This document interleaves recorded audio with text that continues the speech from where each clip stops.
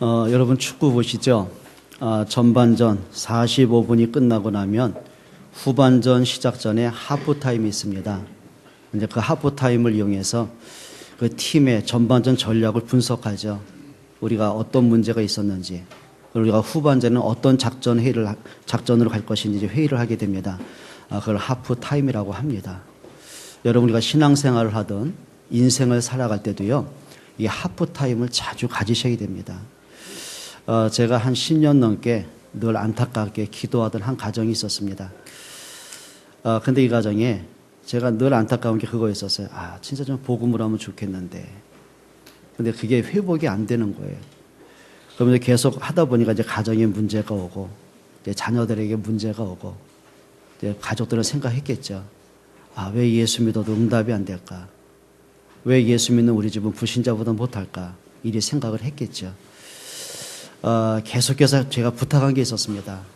진짜 한번 복음으로 보자. 그런데 현실적인 문제가 왔는데 지금 가정 문제 또는 경제적인 문제, 자녀들 문제가 계속 터지는데 제가 복음을 얘기하면은 이게 마음에 와닿지가 않잖아요. 근데 사실은 근본 원인이 있는데요. 근데 어느 날인가 이분들이 느낀 게 있습니다.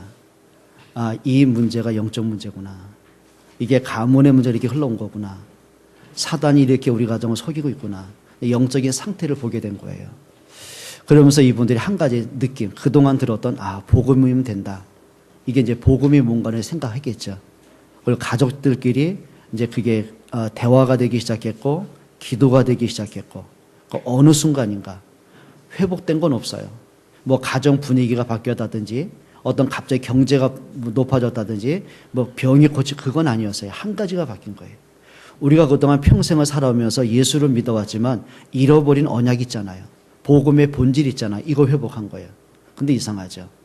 그때부터 그렇게 마음의 조바심을 느끼고 고민을 했던 가정의 문제들, 자녀들의 영적 상태가 회복되기 시작한 거예요. 그러면서 이분들이 너무 좀 요즘은 평안해하는 그 모습 보면서, 그리고 그 아이들이 불신자 가족들을 찾아다니면서 이게 전도하는 그런 모습 보면서 그래, 복음이면 된다.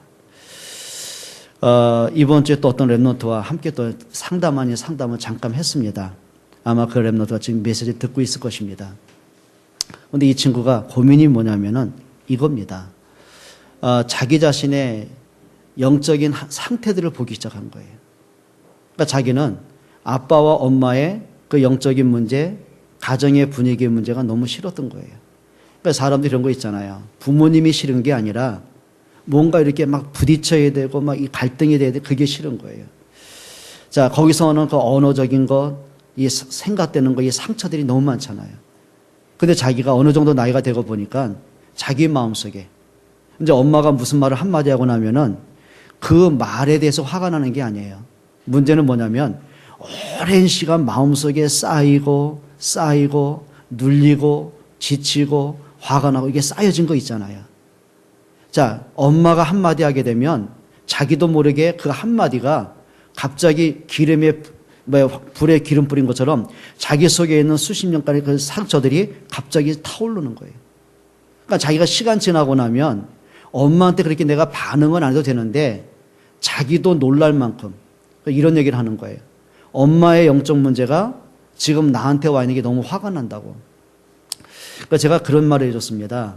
그래, 사람은 누구나가 자기의 영적 문제를 모르고 산다. 모르는 게 문제다. 근데 나는 너의 말 들으면서 참 기쁜 게 뭐냐면 네가 너의 영적인 상태를 알고 있다는 게 시작인 것 같다. 여러분, 그걸 보면서 해야 되는 게 있는 거예요. 그게 하프타임이에요. 우리 집은 왜 저래? 우리 엄마 아빠는 왜 저래? 우리 자식은 왜 저래? 나는 왜 이렇게 문제가 해결이 안 돼? 그것만 갖고 있으면은요, 그 문제는 눈덩이처럼 커지는 거예요. 어느 날 보면은 그 문제보다 더 큰 문제가 계속 나한테 터지는 거예요. 여러분, 이제는 인생을 살든 여러분 신앙생활을 하시든지 간에 하프타임을 잘 가지셔야 됩니다. 우리가 다른 말로 말하면 말씀으로 묵상을 하는 거예요. 나의 상태를 보는 거예요. 나의 영적인 문제를 보는 거예요. 자, 그걸 안 하면은요, 계속 원망이 되는 거예요. 누구 때문에? 엄마 때문에 내 인생이 이렇게 됐어. 내가 지금까지 너를 위해서 내가 얼만큼 투자했는데 너 때문에 내가 이렇게 힘들어. 여러분, 그게요, 보통 비참한 거 아니거든요. 그러니까 문제가 온 것도 힘든데 그 문제 곱하기 해서 거기에 막 원망, 분노, 억울함, 이게 또 이제 꽉 차 있는 거예요. 여러분, 이거요, 하프타임 안 가지면은요, 절대 인생의 문제 해결 안 됩니다. 여러분, 모세의 경우가 그걸 한 겁니다. 너무 안타까운 것은 모세가 80년 만에 하프타임을 가진 거예요. 그래, 내 인생에 왜 이렇게 지쳐야 되나? 왜 내가 이렇게 힘들어야 되나? 그래서 내가 뭘 잘못했다고? 내가 하나님을 안 믿은 것도 아니고, 내가 언약 모르는 것도 아니고, 내가 왜 이래야 되나? 비로소 자기 자신을 돌아보고 나니까는요, 발견되는 게 한 가지 있는 거예요. 그래, 내가 언약 없이 살아왔구나. 그래, 내가 레위 지파인데, 말 그대로 모태 신앙인데, 평생을 내가 하나님 믿어왔는데, 내가 진짜 하나님이 주신 이 언약의 피의 본질을 잃어버리고 살아왔구나. 여러분, 이거요, 복음으로 인생의 답을 찾지 못하면은요, 평생 끌려가셔야 돼. 과거 상처에 끌려가야 되고, 가정의 영적 문제에 눌려야 되고, 부모는 자식 때문에 늘 조바심 나야 되고, 참 이게 뭔가 말할 수 없는 막 상처 속에 살아야 되고. 근데 간단히 답을 얻는 길이 있습니다. 하프타임입니다. 복음으로 나를 봐야 됩니다. 복음으로 가문의 문제를 봐야 됩니다. 복음으로 문제에 대한 답을 찾아내야 됩니다. 여러분, 이렇게 보시면 돼요. 아담과 하와가 어느 순간, 어느 날인가 자기가 원하지 않는 자기 영적 문제가 막 밀려오기 시작하는 거예요. 어느 순간부터가 마음속에 막 두려움이 찾아와 가지고는요, 이게 막 정신을 못 차리는 거예요. 뭔가 몰라요. 불안한 거예요. 평안이 없는 거예요. 자식을 보면서 불안하고, 가정을 보면서 불안하고, 자기 인생살이 보면서 불안하고, 뭔지 모르겠는 거예요. 근데 어느 날인가 가정에 끊임없는 재앙이 오는 거예요. 그렇게 사랑하는 자식들이 계속 문제를 발생시키는 거예요. 아니, 아무리 동생이 미워도 그렇죠. 어떻게 동생이 돌로 쳐 죽이고 땅에 묻어버리냔 말이에요. 그리고 그걸 은폐시키냔 말이에요. 자, 정상적인 생각을 가지면 있을 수 없는 일이 자꾸 터지는 거예요. 어떻게 할 겁니까? 그때 하나님이 아담에게 하프타임을 주신 거예요. 그 가정의 문제의 원인을 깨닫게 하시는 거예요. 아담 개인의 영적인 상태를 보게 하시는 거예요. 그러면서 그 문제 해답과 해결의 방법을 주신 거예요. 다른 거 아닙니다. 종교가 아닙니다. 복음을 주신 거예요. 그게 창세기 3장 15절입니다. 여자의 후손입니다. 자, 시대마다 또 언약을 잃어버리잖아요. 그 시대 사람들이 풍요로운데, 정말 풍요로운데, 성공도 했는데, 명예는 얻었는데, 왜 이렇게 내가 허덕여요? 왜 이렇게 평안이 없어요? 왜 행복이 없어요? 왜 문제가 뭐냔 말이에요. 그게 창세기 6장 사건입니다. 원인은 하나입니다. 하나님의 언약을 잃어버린 거예요. 여러분, 사람은 영적인 존재거든요. 영적인 존재는 사람이 돈도 있어야 돼요. 명예도 얻어야 돼요. 성공도 하셔야 돼요. 그런데 영적인 존재는 돈 때문에 행복한 게 아니에요. 여러분, 돈이 행복에 비례한다고 한다면은 저는요, 진짜 불행해야 돼요. 돈이 행복에 비례가 된다면은요, 이 지구촌의 95%의 사람들은요, 비참해야 돼요. 그러면 5%의 사람만 행복해야 돼요. 부유층만 행복해야 돼요. 그런데요, 여러분, 부유층 보셨습니까? 저는 현장에서 받아보니까는 제가 감히 명함을 내밀 수 없는 사람들 만날 때가 참 많이 있어요. 근데 제가 보면서, 그래, 저렇게 많은 돈이 이 사람에게 행복을 주지 못하는구나. 여러분, 우리나라의 10대 재벌 아시지 않습니까? 여러분, 10대 재벌 가운데 형제들 중에 화목한 가정이 몇 가정 됩니까? 없어요. 부모와 자녀 간에 정말 사랑과 신뢰와 행복의 끈끈한 정으로 있는 가정이 얼마 됩니까? 없어요. 가족 간에 전쟁 터졌어요. 서로 법을 이용하고, 그래요, 조직을 이용하고 깡패를 이용해서 이게 서로 모함하고 헐뜯고 서로 괴롭히고. 여러분, 한 번쯤은 생각해 보셔야 되거든요. 인간은 영적 존재가 맞습니다. 여러분, 이 아침에 하프타임의 시간 갖기를 축원합니다. 또 한 경우는 여러분이 문제가 왔을 때뿐만 아니라 성공했을 때도 하프타임 가지셔야 돼요. 그걸 잘한 사람이 브리스가와 아굴라입니다. 자, 브리스가 아굴라가 로마에서 하던 일이 있습니다. 천막 만드는 일을 했습니다. 자기 딴에는 나름대로 성공한 가정을 이루었습니다. 자, 근데 문제는 글라디오 황제 때 칙령이 내렸습니다. 모든 유대인은 로마에서 떠나라는 추방령이 내린 거예요. 그러면 아굴라는 유대인이에요. 그리고 브리스라는 그 아내 되는 브리스길라는 로마 사람이에요. 그러면 브리스길라는 로마를 떠나지 않아도 되는 사람이고 아굴라는 로마에서 떠나야 되는 거예요. 근데 두 사람이 로마에서 떠나게 됩니다. 그러면 로마 정부로부터 무슨 보상책이 있느냐? 없어요. 모든 재산을 압류당하는 거예요. 강탈이에요. 그럼 완전 알거지잖아요. 자, 이 정도 되면 사람들이요, 뭐 어쩌다 뭐 회생 가능성이 있는 것도 아니고 완전 부도예요. 갈 길이 없는 거예요. 그리고 터덜터덜 온 것이 고린도 지역으로 오게 된 겁니다. 어떤 목적 때문이 아니에요. 오다 보니까 낙심한 상태에서 온 게 고린도 지역이에요. 자, 이 정도 되면 사람 낙심해야 되겠죠. 절망해야 되겠죠. 하나님 원망해야 되겠죠. 그때 두 부부가 하프타임을 갖는 거예요. 그래, 하나님의 진짜 계획은 뭘까? 여러분, 원리적인 얘기인데요. 그건 종교인들 뭐 합리적인 얘기겠지. 그렇게 생각하십니까? 두 사람이 생각을 한 겁니다. 그래, 하나님이 이유 없는 문제를 주시지 않을 텐데 나에게 진짜 하나님의 계획은 뭘까? 이 문제와 사건 속에 하나님의 진짜 계획은 뭘까? 두 부부가 같은 하프타임을 갖고 있는데 거기서 만남이 바울과의 만남이 된 겁니다. 그게 사도행전 18장 1절로 4절입니다. 자, 그러면 바울 자신도 그냥 어떤 뭐 전도의 성공을 이루어가지고만 목적 갖고 고린도까지 온 게 아니에요. 사도행전 17장에 보면은 바울이 아덴에서 전도를 합니다. 그럼 바울은 알잖아요. 오직 그리스도가 답인 거 알잖아요. 근데 이 아덴은 철학의 도시란 말이에요. 자, 이 아덴이라는 지역은 사람들이 모일 때는 어떤 새로운 지식, 새로운 철학, 새로운 학문 외에는 들으려고 하는 사람이 아니에요. 일단 한 번 들었던 지식 내용은 절대 취급을 안 하는 사람들이에요. 자, 그러고 보니까 바울이 그들에게 복음을 전해야 되겠고 그들의 입맛에 맞는 철학을 동원합니다. 자, 나름대로 학을 동원합니다. 근데 이 사람들 가운데 양분이 된 거예요. 뭐 우리가 지금까지 들었던 지식 가운데 뭐 새로운 게 아니네 뭐. 바울 얘기 뭐 들을 게 없네 뭐. 근데 복음을 거부한 거예요. 자, 바울은 바울대로 아덴에서 전도에 실패했어요. 브리스가 부부는 부부대로 로마에서 완전 실패를 하고 실패자로 지금 고린도까지 온 거예요. 자, 두 팀이 만난 겁니다. 그게 바울과 브리스가 부부입니다. 자, 그러면 바울이 또다시 사람 비위 맞춰야 되겠습니까? 바울이 또다시 자기가 하고 싶은 얘기 해야 되겠습니까? 그때부터 원색 복음이 회복되기 시작한 거예요. 예수가 그리스도는 원색 복음을 말하는 거예요. 자, 그 복음을 듣던 브리스가 아굴라 부부가요, 인생의 답을 찾은 거예요. 그래, 내가 지금까지 유대교였는데, 그래, 구약적인 종교였는데, 그래, 창세기 3장 15절에 말씀하신 여자의 후손이 그리스도구나. 이 바울이 말한 그리스도가 이분이었구나. 예, 두 부부는 복음을 깨닫게 된 거예요. 근데 어느 날입니다.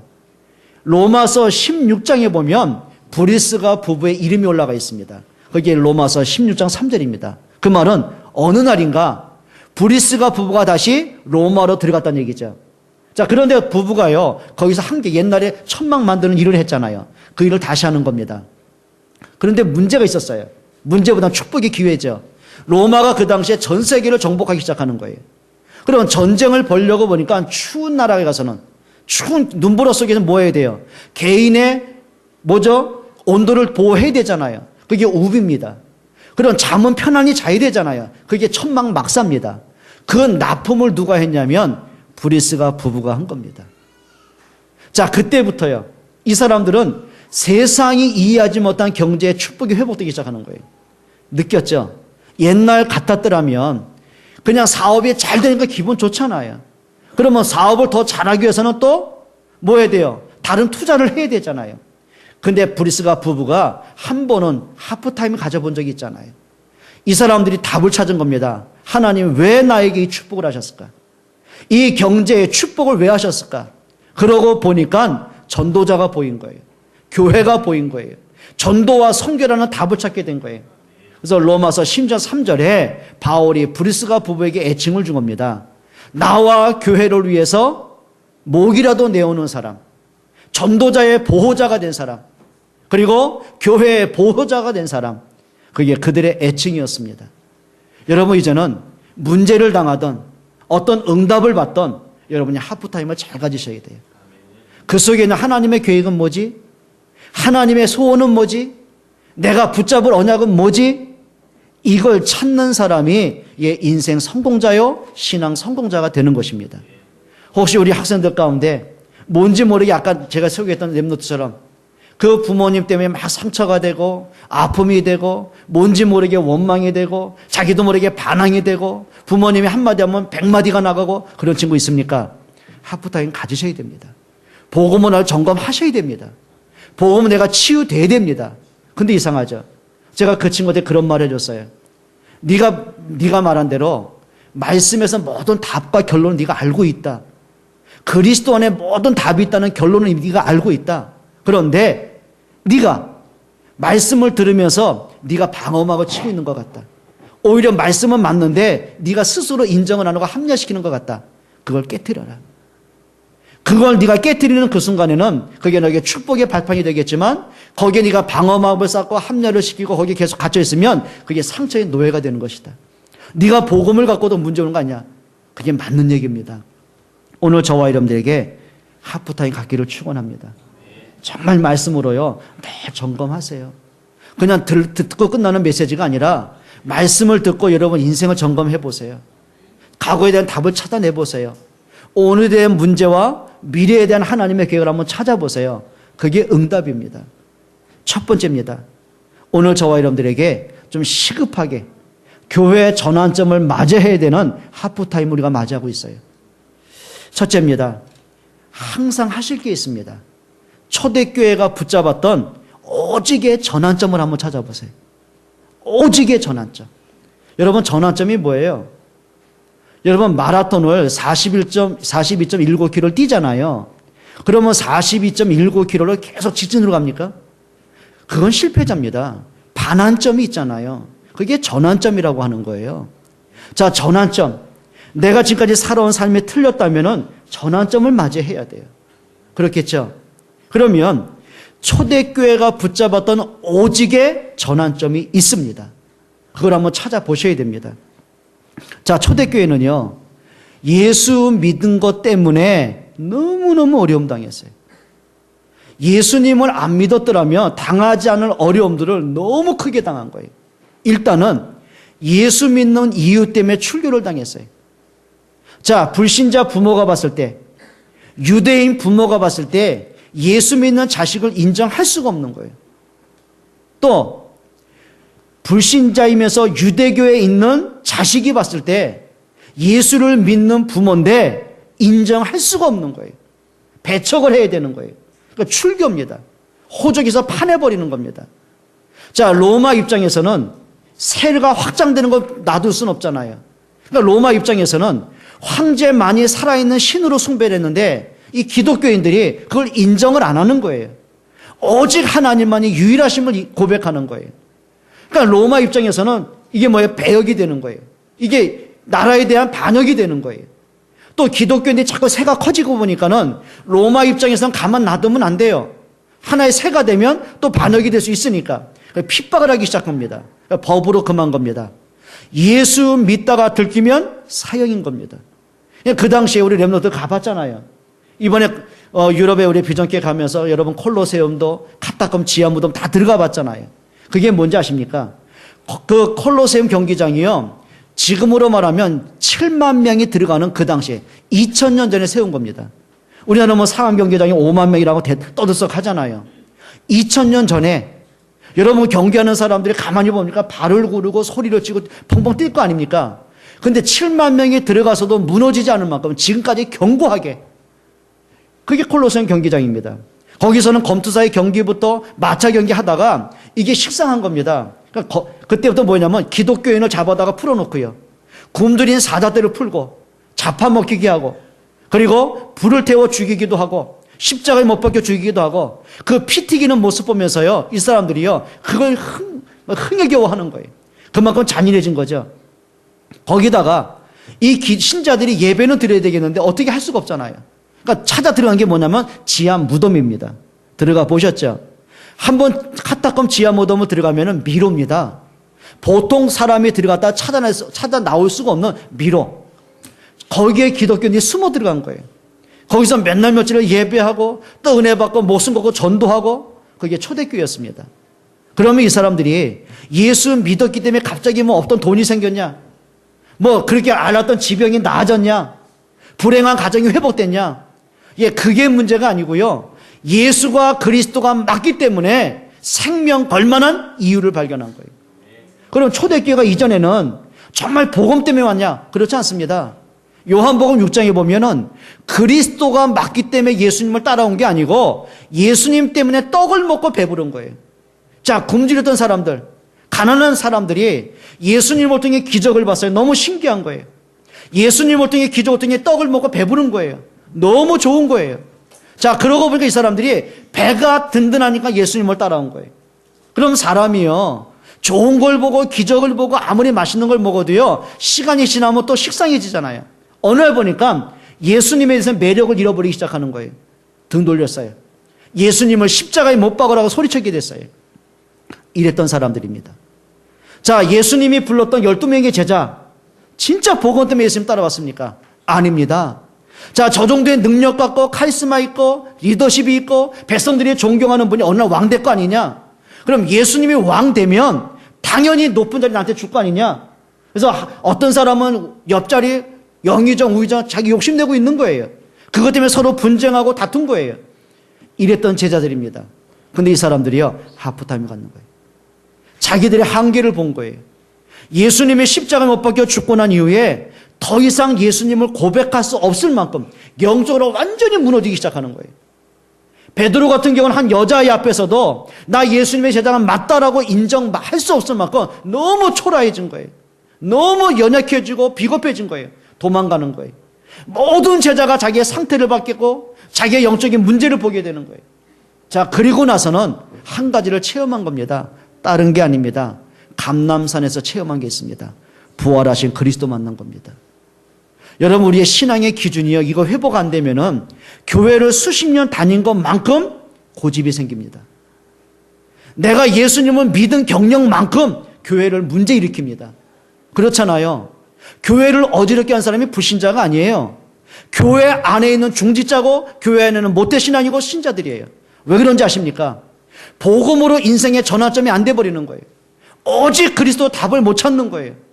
그게 막 좋은 게 되는 거예요. 여러분, 예수님을 핍박한 사람은 불신자가 아니라니까요. 바리새인들이었어요. 하나님을 믿는 사람들이었어요. 성경을 가지고 예수님을 핍박한 거예요. 율법을 가지고 예수님을 정죄한 거예요. 여러분, 진짜 우리가 깨달으셔야 됩니다. 오직 복음으로 인생의 전환점을 안 갖게 되면은요, 우리가 예수를 믿은 경력만큼 문제가 오게 되는 거예요. 일단 믿어봤잖아요. 여러분, 우리가 전도하다 보면 전도만 막는 사람들이 있어요. 누군지 아십니까? 나 예전에 예수 믿어봤어. 교회 다녀봤어.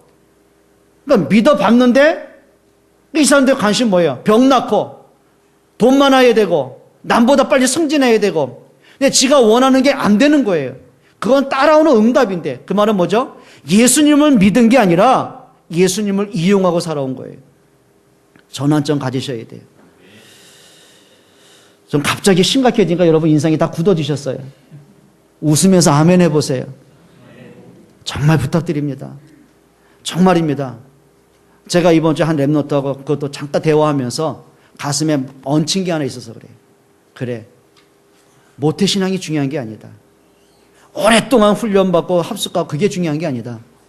복음으로 내 인생의 영적 문제 해결 치유가 안 되면, 성장을 갖고 있는 상처가 치유 안 되면 평생을 사단의 올무로 살 수밖에 없구나. 물론 그 문제는 부모에게서 온 문제예요. 더 나아가서는 가문에서 온 문제예요. 자, 가문에서 온 문제가 부모를 통해서, 성격을 통해, 언어를 통해 자녀에게 들어온 거예요. 그러면 이 상처가 치유 안 되면 늘 합리화시키고 그걸 변명하게 될 것이고 핑계대게 될 것이고 원망하게 될 것이고 또 결혼하면 자녀에게 또 대물림 되게 될 것이고, 그게 악순환의 연결고리가 되는 거예요. 여러분, 이제는 복음으로 답찾기로 축원합니다. 그게 오늘 본문 3절입니다. 정말 중요한 겁니다. 그렇게 예수님을 부인하고 도망갔던 베드로가, 예수님의 부활을 그렇게 안 믿었던 도마가, 예수님을 이용했던 제자들이 변화되기 시작한 기점입니다. 그게 3절입니다. 그가 고난 받으신 후에 또한 그들에게 확실한 많은 증거로 친히 살아계심을 나타내사, 그가 뭐 했다고요? 채찍에 맞고 십자가에 못 박혀 죽으신 후에 그분이 그리스도가 맞다는 증거로 3일 만에 부활하셨다. 예수님의 십자가, 예수님의 부활의 능력으로 인생의 모든 답을 바꿨어요. 그게 인생의 전환점이 되는 겁니다. 알고 있는 얘기죠. 예수님의 십자가, 예수님의 부활, 다 아는 얘기입니다. 근데 그게 나하고 무슨 관계 있냐는 거예요. 그래요. 자녀들이 엄마 아빠가 나를 사랑해, 이론적으로는 알고 있는 거예요. 그런데 부모님이 내게 사랑하는 것보다 내가 원하는 것이 더 큰 거예요. 내가 원하는 대로 안 되면 그 사랑도 무시가 되어버릴 만큼. 여러분, 이게 철이 들어야 되거든요. 영적인 성숙함의 길을 축원합니다. 진짜 그리스도의 십자가, 우리의 죄 문제 끝낸 사건입니다. 그리스도의 십자가의 죽음, 우리를 운명에서 해방하신 능력입니다. 그리스도의 십자가의 죽음, 사망에서 생명을 주신 하나님의 사랑입니다. 그리스도의 부활, 잃어버린 하나님의 형상을 회복한 능력입니다. 마귀의 자녀가 하나님의 자녀가 되는 유일한 방법입니다. 지옥의 백성이 천국의 백성의 유일한 능력입니다. 생명의 축복입니다. 여러분, 진짜 좀 복음으로 모든 인생의 전환점 회복하시기를 축원합니다. 자, 그러고 보니까 내가 복음을 깨달을 수 있는 비밀이 없잖아요. 어느 대학을 졸업해야만 이 복음을 깨닫겠습니까? 성경 공부를 얼마나 많이 해야만 이 복음의 깊이를 알겠습니까? 사람의 깨달음으로 될 수 없잖아요. 성령께서 깨닫게 하셔야 돼요. 성령이 그리스도를 보게 하셔야 돼요. 여러분에게 진짜 성령 충만 받기를 바랍니다. 그게 오늘 1장 8절입니다. 예수님이 아신 거예요. 우리 수준으로 안 되는 거 아시는 거예요. 우리 힘으로 안 되는 거 아시는 거예요. 그래 베드로가 분명히 고백했거든요. 예수님이 못 박히면 나도 못 박힐 것이고 감옥에 가면 갈 것이고 죽으면 죽을 것입니다. 호언장담했거든요. 그런데 그건 본심인데 그렇게 할 만한 힘이 없는 거예요. 두려운데요. 염려가 되는데요. 힘든데요. 예수님이 아신 겁니다. 그렇게 말씀하십니다. 오직 성령이 너희에게 임하시면 너희가 권능을 받고 예루살렘 온 유대 사마리아와 땅까지 내 증인이 되리라 하시니라. 여러분 정말 기도하세요. 하나님 주시는 새 힘을 얻기를 축원합니다. 성령 충만 받으세요. 그리하셔야 됩니다. 예를 들어 볼까요? 단순한 예입니다. 누군가 경찰이 돼요. 경찰 대학을 가겠죠. 그리고 경찰 고시 합격하겠죠. 인간을 받겠죠. 그때부터 오는 게 있습니다. 국가에서 그 사람에게 힘을 줍니다. 그 사람에 맞는, 직분에 맞는 힘이 주어집니다. 그걸 사용하는 게 답이겠죠. 우리가 그리스도로 답을 얻어야 되고 하나님이 주는 힘을 얻으셔야 돼요. 그게 성령 충만입니다. 여러분 부모들은요, 자녀 키울 만한 힘이 있으십니까? 아기 때는 괜찮아요. 오죽하면 이런 말 나왔겠습니까? 품 안의 자식이라고요. 젖 먹을 때는야 응애하고 엄마만 바라보죠. 사랑스럽죠. 그래요. 근데 아이가 유치원만 들어가 보세요. 고집 나옵니다. 초등학교 들어가 보세요. 아이들이요 지껏 다 나옵니다. 중학교 가보세요. 엄마 아빠가 입 쩍 벌리지 못하게 합니다. 그렇죠? 애들 커브라니까요. 내 마음대로 안 돼요. 여러분 정말입니다. 부모가요 자녀 키우는 답이 있어야 됩니다. 하나님 주신 지혜 얻기를 바랍니다. 성령 충만 받기를 바랍니다. 학생들이 공부를 해야 됩니까? 예, 내 머리 갖고 할 수 있습니다. 그런데 하셔야 됩니다. 하나님의 지혜를 얻기를 바랍니다. 여러분 사업을 하나 하시더라도요 하나님 주신 지혜와 힘을 좀 얻으세요. 성령 충만 받기를 바랍니다. 자, 그 답을 갖고 한 게 있습니다. 그게 사도행전 1장 14절입니다. 뭐 했다고요? 한번 읽어봅니다. 여자들과 예수의 어머니 마리아와 예수의 아우들과 더불어 마음을 같이하여 오로지 기도에 힘쓰니라. 여러분 한 가지 하셔야 됩니다. 그리스도가 맞다면, 진짜 하나님의 나라가 맞다면 말씀 붙잡고 기도하는 영적인 습관 갖기를 축원합니다. 우리 신자들에게 제일 큰 문제가 뭔지 아십니까? 예수는 그리스도 믿어요. 근데 정말 그리스도를 깊이 내가 누릴 수 있는 기도의 시간들을 안 가져요. 그래요. 진짜 하나님의 능력은 믿어요. 근데 그 하나님의 능력을 내가 삶에 체험할 수 있는 기도의 힘이 없어요. 여러분 이상하죠? 사람이요. 영화를 좋아하는 사람은 영화 2시간 집중합니다. 끝나는 게 아쉽잖아요. 그렇죠? 근데 이상합니다. 기도에 내가 10분도 집중할 수 있는 영적인 힘이 없는 거예요. 여러분 문제가 와서 문제가 아니고요. 기도할 힘이 없는 게 문제입니다. 여러분 기도가 회복되시기를 축원합니다. 정말 부탁드립니다. 여러분만이 복음을 누릴 수 있는 나만의 기도의 힘을 갖고 있어야 돼요. 자, 요셉이 잘한 게 그겁니다. 뭐 현실이 뭐가 있습니까? 노예인데요. 일해봐야 노예인데요. 능력 있어봐야 노예인데요. 무슨 소망이 있겠습니까? 그런데 요셉이 한 가지 잘한 게 있습니다. 하나님의 말씀을 붙잡고 혼자만의 기도의 시간을 가진 거예요. 다니엘이 어린 나이에 바벨론 나라에 포로로 잡혀온 거예요. 자, 왕한테 잘 보여가지고 어느 날 자기가 정치에 입문하게 된 거예요. 근데 그때부터 문제가 온 거예요. 자, 원래 바벨론 원주민 출신들, 정치인들이 보니까 기가 찬 거예요. 저 포로 주제에, 이방인 주제에, 자기보다 성질이 높아져요. 총리 가운데 수석이 돼버린 거예요. 질투나겠죠? 이 사람들이 힘을 합친 거예요. 모함하기 시작하는 거예요. 어느 정도 모함을 하냐면 왕을 꼬드겨가지고 법을 바꿀 만큼. 그리고 다니엘이 잘하는 게 하나님 앞에 경배하고 예배하고 기도하는 거잖아요. 한 달 동안에 왕을 살아있는 신으로 모시고 왕 외에 다른 신에게 예배하든 기도하든 사자굴에 쳐넣을 것을 법으로 바꿔버린 거예요. 누가 맡겠습니까? 누가 그들을 맡겠습니까? 어떻게 한 나라의 법을 바꾸겠습니까? 그런데 다니엘이 한 가지를 잘한 거예요. 그게 다니엘 6장 10절입니다. 다니엘이 전에 행하던 대로 문제가 왔기 때문에 기도한 게 아니고요. 예전부터 다니엘이 한 가지 누린 게 있습니다. 하루 3번 하나님 앞에 깊은 기도의 시간을 가진 거예요. 염불하고 그게 아닙니다. 진짜 하나님의 말씀 붙잡고 하나님의 언약을 붙잡고 하나님의 살아계심을 알고 진짜 기도하기 시작한 거예요. 근데 웬일입니까? 기도하는 그에게 사람이 이해할 수 없는 하나님의 역사와 하나님의 능력이 그와 함께하는 거예요. 여러분 진짜는 기도의 행복을 누리시기를 축원합니다. 응답받기를 바랍니다. 크게 두 번째입니다.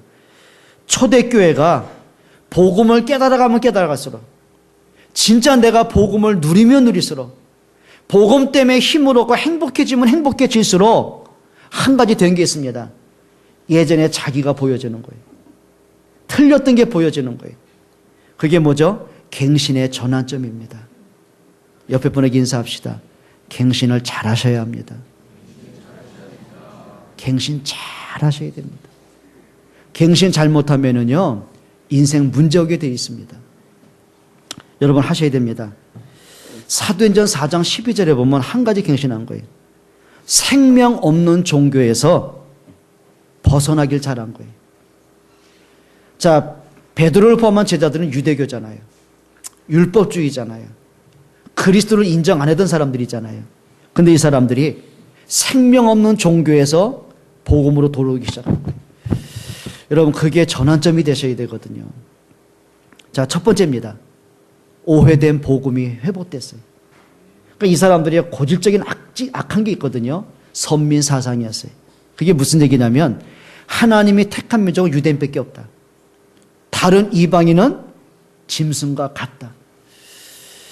여러분 그거요 악한 거거든요. 그래서 저는 이렇게 생각합니다. 제가 찰스 다윈과 만나본 적은 없는데 분명히 이 사람 지옥에 갔는데 지옥 가서 만나볼 수는 없겠고 이런 생각이 듭니다. 찰스 다윈은 유대인입니다. 근데 이 사람이 만든 게 있습니다. 진화론을 만들었습니다. 진화론은 뭐죠? 하나님의 창조를 부정하는 겁니다. 그리고 인간의 원래 조상이 누구라는 얘기죠? 원숭이라는 얘기입니다. 물론 파고 들어가면 하나의 아메바가 있고 뭐 원자가 있고 그게 진화론입니다. 네 조상은 사람이 아니란다. 원숭이란다. 근데 제가요, 저 어릴 때요, 약장수들이 많았거든요. 그러니까 약장수들이 동네 올 때마다 꼭 데리고 온 게 있어요. 원숭이 데리고 와요. 근데 저는 원숭이 보고 놀렸거든요. 원숭이 똥구멍은 빨개, 빨개면 사과는 말해서 놀렸거든요. 원숭이한테 돌도 던졌거든요. 근데 어느 날 중학교 갔는데 원숭이가 내 조상이래요. 웃기는 거 있죠.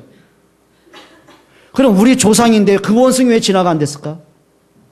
그럼 조상님은 갖다 모셔야 되는데 왜 놀릴까? 야장수가 이용할까? 어릴 때 그게 저의 고민이었어요. 그러다가 성경을 통해서 하나님의 창조를 듣는데 그게 더 신뢰가 가더라고요. 여러분 뭘 믿으십니까? 우리 김 집사님 원숭이 자식이 될래요? 하나님 자식이 될래요? 할렐루야. 여러분 정말입니다. 이게 종교입니다. 그러니까 찰스 다윈이 왜 진화를 말해요? 자기 유대인인데 하나님 믿는 사람이란 말이에요. 그게 선민 사상에서 나온 겁니다. 그 말은 뭐죠? 학을 이용해가지고 이방인 너 원숭이 새끼야 이 말이거든요. 그게 유대인들의 전략입니다. 또 한 가지 고발할까요? 플레이보이지 누가 만든지 아십니까? 예? 야동의 원조 누가? 그게 유대인 작품입니다. 모든 뉴에이지 그걸 구체화시킨 사람이 누군지 아십니까? 그게 유대인 계열들이거든요. 유대인을 욕하는 게 아닙니다. 그들이 갖고 있는 악질적인 생각, 선민사상. 하나님 믿을 사람은 우리밖에 없다는 거예요. 그런데요, 하나님 그걸 깨트리기 시작하는 거예요. 틀린 생각을 깨트리기 시작하는 거예요. 아니다. 예수 그리스도는 모든 사람이 믿어야 될 뿐이다. 모든 사람은 죄인이다. 그리스도만 죄에서 해방받을 수 있다. 그리스도로만 생명이 있다. 그게 하나님의 사상이란 말이에요. 여러분 진짜입니다. 복음 없는 종교에서 생명의 종교로 회복하시길 축원합니다. 아까 말씀드렸잖아요. 여러분이 복음 없이 교회를 다니면 다닐수록요 교회를 회방한 사람들이에요. 교회를 자꾸 문제 일으키는 사람, 사람을 찾아내면 자꾸 시험 주는 사람, 교회를 자꾸 이간시키는 사람 특징이 있습니다. 복음 아닌 생각이 있기 때문에 그래요. 이제는 좀 복음을 회복할 수 있기를 축원합니다. 그리고 트러블의 요소를 빨리 깨트리셔야 돼요. 사도행전 6장 1절에 보면 자 많은 사람이 예수를 믿다 보니까 어려움이 당하잖아요. 심지어는 먹고 사는 것까지 위기가 오잖아요. 그러니까 교회에서 구제를 하기 시작한 거예요. 그러니까 많은 성도들이 참 너무도 감사하게 어떤 사람은 땅을 팔고 집을 팔아가지고 그걸 헌금해가지고 교회 안에 많은 구제 역할을 하기 시작하는 거예요. 근데 그때부터 문제가 온 겁니다. 그럼 내가 교회에서 많은 사랑을 받고 있으면 감사가 돼야 되는데 그게 아니라 가만히 보니까 교회 안에 또 파가 있는 거예요. 헬라파와 유대파가 있는 거예요. 히브리파가. 그러니까 헬라파는 뭐냐면은 교회 이스라엘 땅에 많은 어려움이 있다 보니까는 각 나라로 흩어진 사람들. 그래서 뭐 혼혈이 된 사람들. 그게 히브리파 사람, 헬라파 사람들이에요. 근데 히브리파는 뭐냐? 정통파. 우리는 죽어도 우리 혈통을 지킨다. 그러니까 혈통파하고 비혈통파가 이제 교회 안에 같이 온 겁니다. 근데 가만히 보니까 서운한 거예요. 히브리파가 보니까 아니 왜 사도들이 저 헬라파를 더 많이 줘? 헬라파가 보니까 히브리가 더 많이 도움을 받아? 이제 못 견딘 거예요. 여러분 진짜 이게 싸울 일입니까? 애들 그러잖아요. 누구 밥그릇이 더 커요? 참 희한하죠.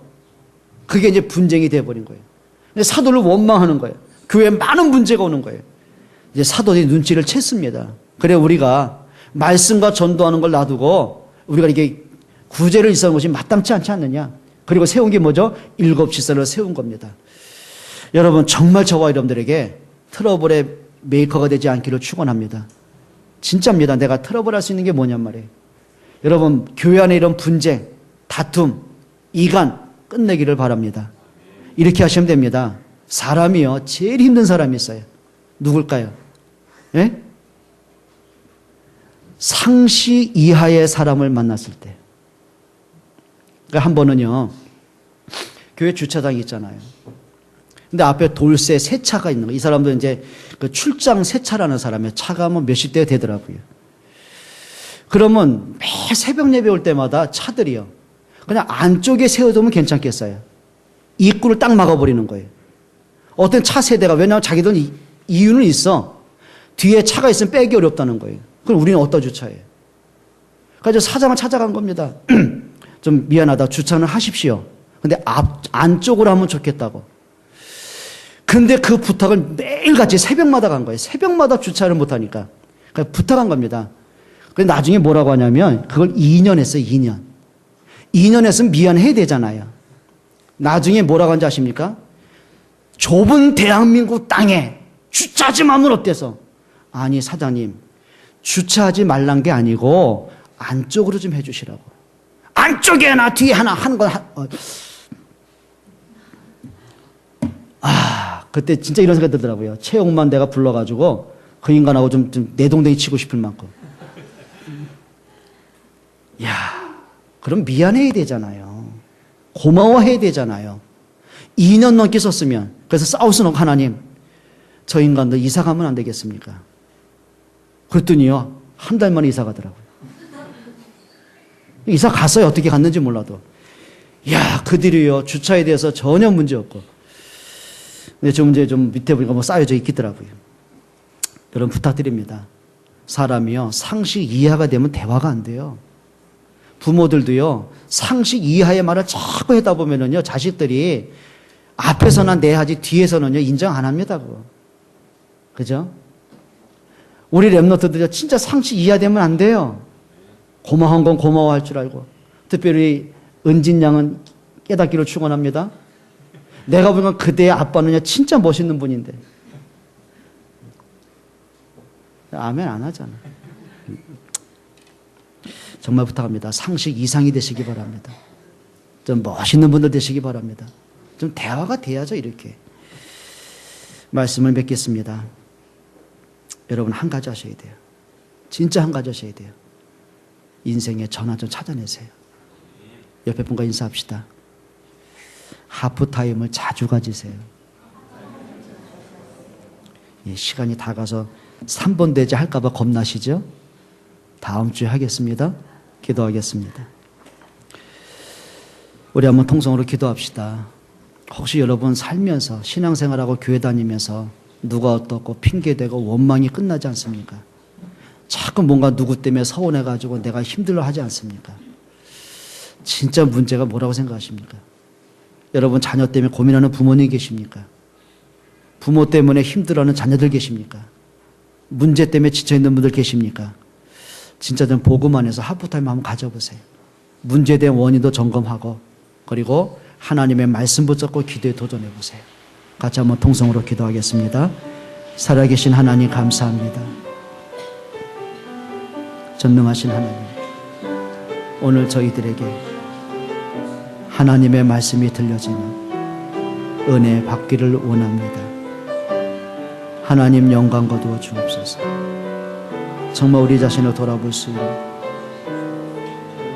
자신을 점검할 수 있는, 말씀에서 모든 답을 얻을 수 있는 은혜 베풀어 주옵소서. 우리의 영적인 상태가 회복되길 원합니다. 하나님의 말씀이 들려지고 치유되고 그 말씀이 가슴에 각인되어지고 기도가 되어지는 힘을 얻게 해 주옵소서. 하나님께 감사를 드립니다.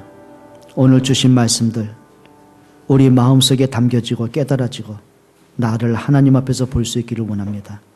복음으로 회복하게 하시고 하나님의 말씀으로 회복하게 하시고 인생의 전환점 갖게 하여 주옵소서.